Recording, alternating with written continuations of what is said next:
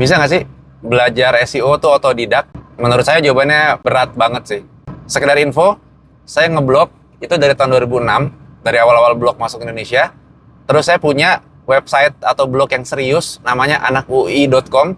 Itu website unofficial buat komunitas kampus di UI. Saya dulu kuliah di UI. Tapi sampai tahun 2014, itu website tuh tidak berkembang. Trafficnya segitu-gitu aja, SEO-nya nggak berkembang, boro-boro dapat duit. Setelah saya belajar, tepatnya setelah saya diajari tentang SEO, tahun 2013, di tempat kerja pertama saya, itu saya baru tahu ternyata oke, itu namanya on-page SEO. Kalau pengen bisa perform di SEO, kita harus mengincar sebuah keywords yang kita masukkan di konten kita, di heading kita, itu segala macam. Itu kalau tidak ada ngajarin begitu, saya tidak akan tahu. Itu tuh ternyata salah satu faktor penting di SEO. Terus tahun 2014 akhir saya masuk di Traveloka sebagai lead atau manajer SEO-nya.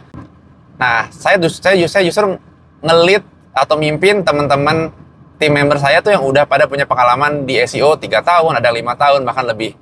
Nah, justru pas di Traveloka, saya belajar dari mereka. Gimana sih caranya Traveloka ngelakuin SEO? Oh, step-stepnya gimana sih? Ternyata ada yang namanya keyword research dulu gitu, atau sekarang namanya topic research, terus ada on page optimization, ada technical, terakhir ada off page juga. Itu saya justru belajar dari mereka. Salah satu cerita menariknya adalah salah satu dari tim member saya itu punya blog dengan penghasilan dari AdSense itu $1.000 sebulan.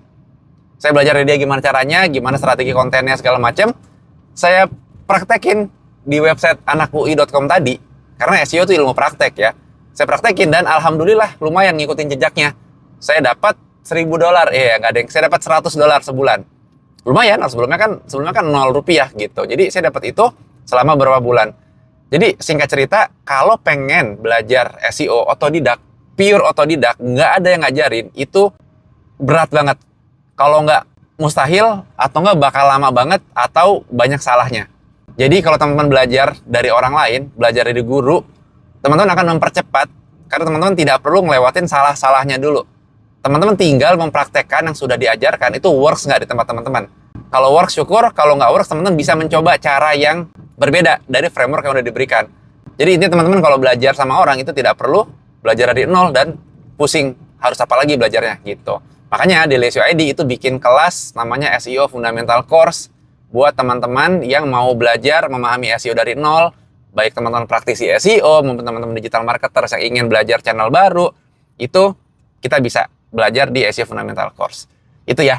Kalau teman-teman suka sama cerita kayak begini, tolong tulis di kolom komentar, karena saya bisa berbagi cerita-cerita yang lainnya tentang SEO.